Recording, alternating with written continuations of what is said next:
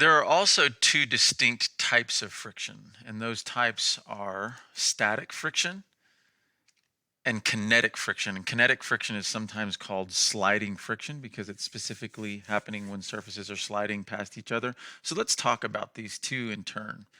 Static friction first. Static friction is the force needed to overcome, force you need to overcome to set an object in motion that is currently at rest, because the word static means stationary. So if I have a stationary object, I've got to overcome static friction to get that thing moving, right? So static friction is what prevents surfaces from sliding past each other. It's what's allowing you to stay in your seat right now.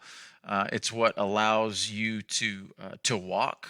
When you put your foot on the floor, it doesn't slip on the surface because of static friction.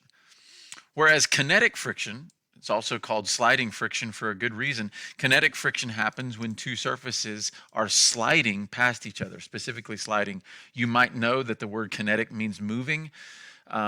And in this particular case, we're talking about a special kind of motion, which is slipping. Two surfaces have to be slipping or sliding past each other. Couple examples of this. Let me move this over here. First of all, when your car skids on a road, that's an example of kinetic friction in that case. I think this is a car skidding on an icy road, but that's kinetic friction there.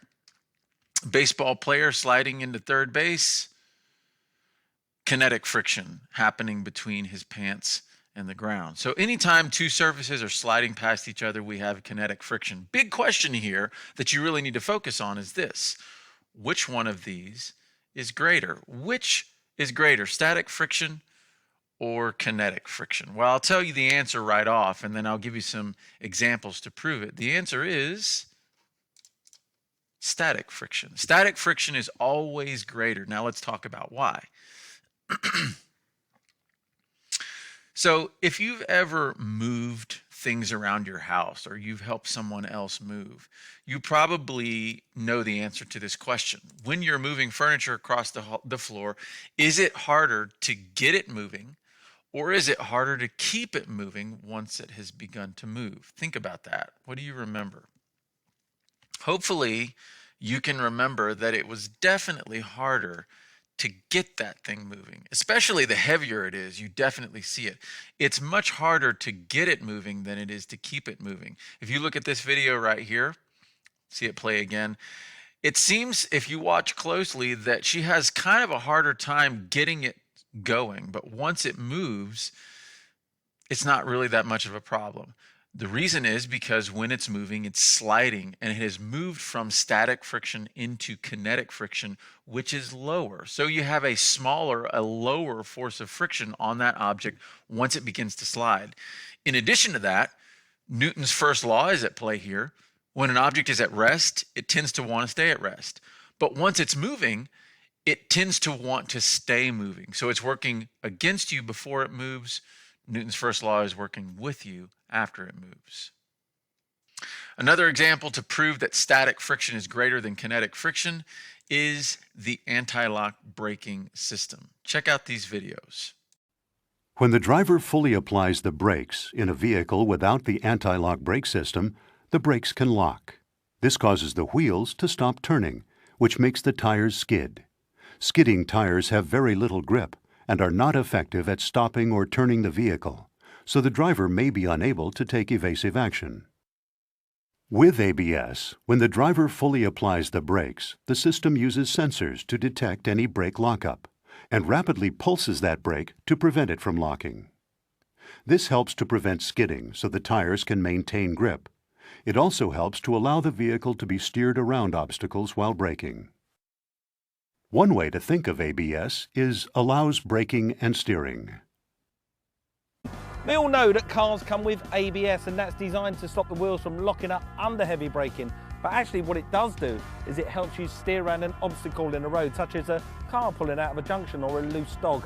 What I'm going to do is demonstrate that by getting 2 runs in the L200, once with the ABS off and then again with it on. Now this L200 has been specially modified to have the ABS switched off. In front of it lies a track. At the end of the track is a load of cones. The cones are there to simulate an obstacle in the road. The vehicle will be attacking those cones at 60 miles an hour. Let's see what happens.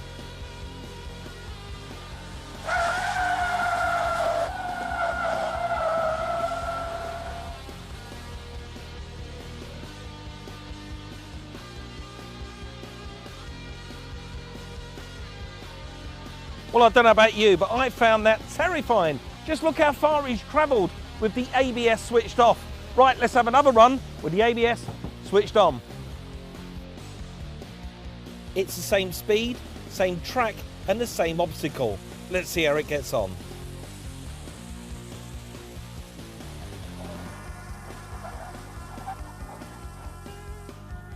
Wow, look at that, that's much more like it. No expertise needed by the driver either, and it stopped in what? Quarter of the distance in complete control. And that's thanks to the system. It regulates the braking effort and applies the brakes to each wheel individually to stop them locking up. Now at the moment, these are just cones, but that could have quite easily have been a person.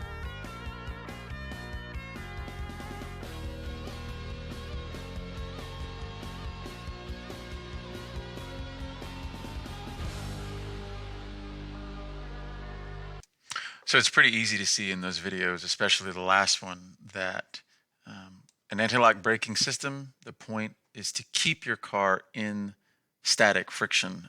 Kinetic friction, much less control because kinetic friction is less. Now, one thing about a car which is slightly different is that your car's wheels don't slip in a normal condition when they're on the road. It's not technically called kinetic friction, it's actually called rolling friction, but it's very, very similar to static friction. So here on the screen, I've got a picture of a wheel. That wheel's rolling. Sorry, let me back this up. You can see as the wheel rolls, in a normal situation, as the wheel rolls, there's no slippage against the road. As each part of the wheel comes down and contacts the pavement, it simply contacts the pavement, doesn't slip while it's in contact, and then continues to roll. That's in a normal situation. That's called rolling friction, and it's a high amount of friction because it's really similar to kinetic friction in that there is no slippage. So these examples show us ultimately that static friction is greater than kinetic or sliding friction. And you really, really need to know that. You need to remember that. This means that it's easier to keep an object moving once it's started to move. And it also means you have less control of a skidding car, for instance, because there is less friction when you've entered into kinetic friction. So you might have noticed this before, but when I'm pulling this weight across the table, you might notice that the force scale bounces a little bit, and it's probably best seen on the cardboard. When I begin to pull it, it goes down to a certain amount before it begins to move. So in this one, it went all the way down to about 1.25 newtons. But as it continues to move, it goes back up to 1 newton. So 1.25 to start it moving, 1 newton to continue moving. Should be able to see this one really well. This one bounces all the way down to the bottom before it begins to move, so past 2.5 newtons. But to continue to move, it only takes between 2 and 2.5 newtons. So bottoms out, but then bounces back up to about 2.25 looks like. All right. So what's happening is when it's at rest, we have static friction, which is greater. So I have to apply a much greater force to get it moving.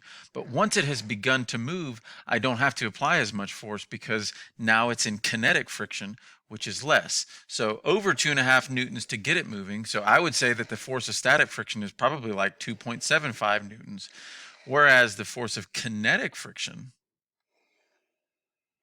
probably about 2.25 newtons or so, because that's how much force it takes to continue the thing to moving across the table. So that's just an experiment that verifies the difference between static and kinetic friction.